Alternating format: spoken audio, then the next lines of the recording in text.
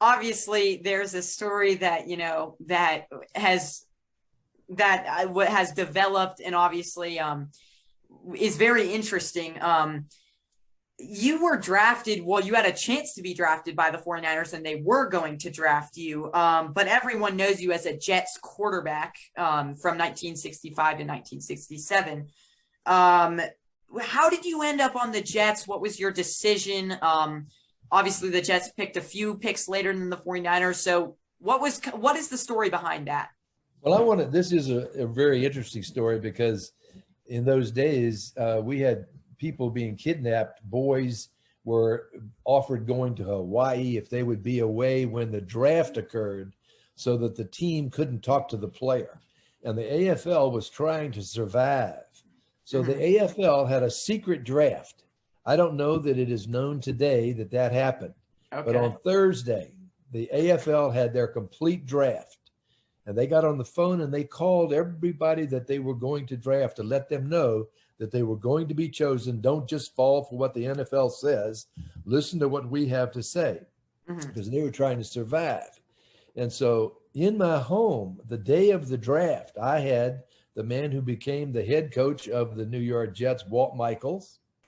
I had a man who became the head coach of the Dallas Cowboys sitting in my living room. And that is the team I would have signed with had they drafted me. And then I had a gentleman there from the NFL to be sure that the player wasn't stolen from them trying to get in touch with them. And at 8 o'clock in the morning, first call, the phone rings, and it's the San Francisco 49ers, and I haven't heard a word from them.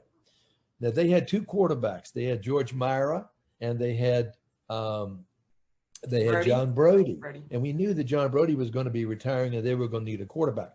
But here's what they said. We have a first-round draft choice available for you. We have two choices, and we're going to pick Ken Willard. Ken Willard went to North Carolina. Ken Willard was our fullback and a great one. And we're going to also pick you, and you will not have to negotiate your contract because we will give you the same #1 draft choice contract that we give Ken Willard. All we have to do, you have to tell us that you will sign our contract. Well, I said to them, I'm 22 years old. I don't have a dad. My dad left home when I was 12. My mother is sitting out in the other room. I'm on the phone negotiating with the 49ers. And I said, here's what I will do. I will promise you that I will not sign unless I come to San Francisco and talk with you about how you can use my talents. And they said, after a few minutes, they said, we are going to pass on you for the first round. Well, I'm sitting there in my kitchen and I'm going, well, what just happened? And I've lost a first-round draft choice. So they called me in the second round. They told me the same thing, but now they said, you'll have to negotiate your own contract because we can't give you the contract we would give to Ken Willard. Okay. So he said, the only thing you can tell us is that you will sign our contract.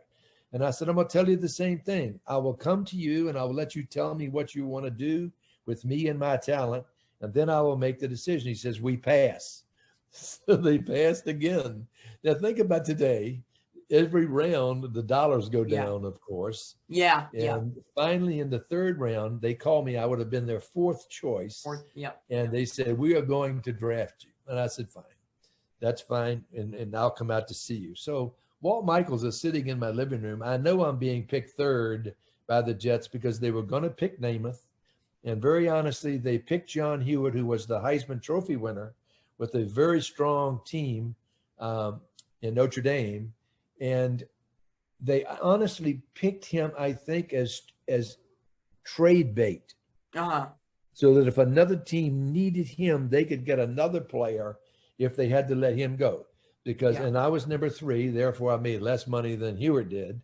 And they would be able to use me or not. So right after that, and I won't drag this out too far, but they asked me to come to New York. And so I went to New York and I walked into Shea Stadium. You know what our stadium was at Blacksburg. We sat on a bank in those cases.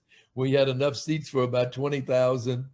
And here is 65,000 seats in a brand new stadium designed for the New York Jets and the New York Mets. So I go in, the most exciting day you've ever seen.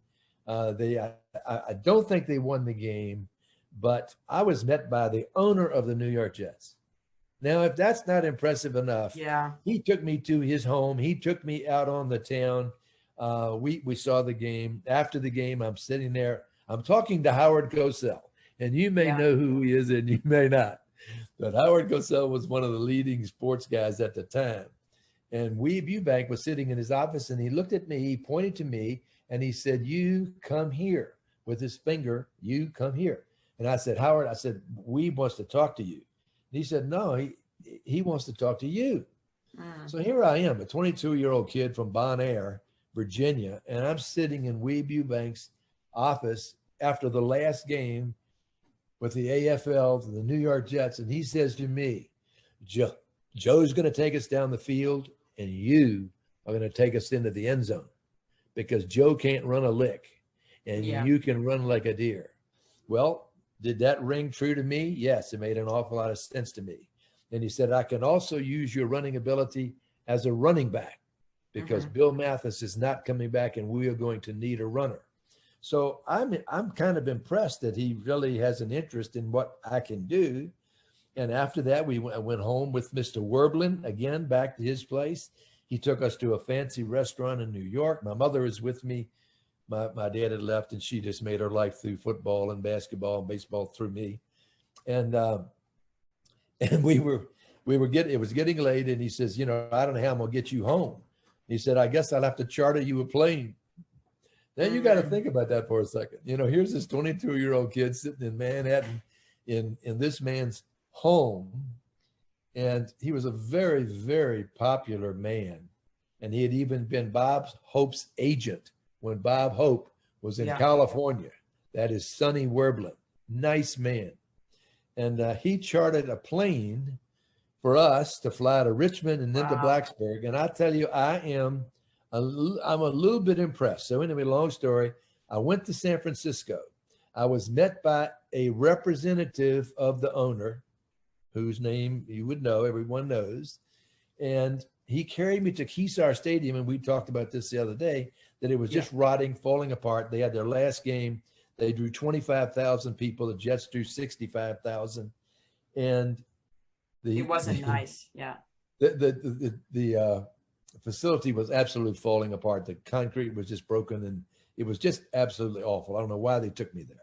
So then we went to the training camp, and the man who runs the team comes out, and he says, Bob, I sure am glad you came to San Francisco. I hope you join with us at the 49ers. We really look forward to using your talent. And he walked off. So he basically gave you no attention. Yeah. Nothing. So I've made a flight from Virginia out there to San Francisco, and he has nothing to offer me now. Where would you sign? The New York Jets. And you were a hot commodity because you were an All-American twice, was it? Yes. Yeah. So yes. And that's a lot of players these days will do that too. Like whatever. Teams will sit down and actually have discussions with them how you're going to use them. And so it's right for a player to know how they want the team to use them. And so what poor management by the 49ers. That's an obvious choice. Yeah. I am in agreement with you. And I will tell you this, that later on, and I'm going to talk like 35 years later, and Ken Willard lives within 5 minutes of my brother's house. And I've seen Ken a number of times. But he said to me, just be glad you signed with the Jets. You made more money than I did. Yeah. So that was kind of fun. Yeah, it was. It must have been really fun just through that whole process as a player and people drafting you and trying to draft you. So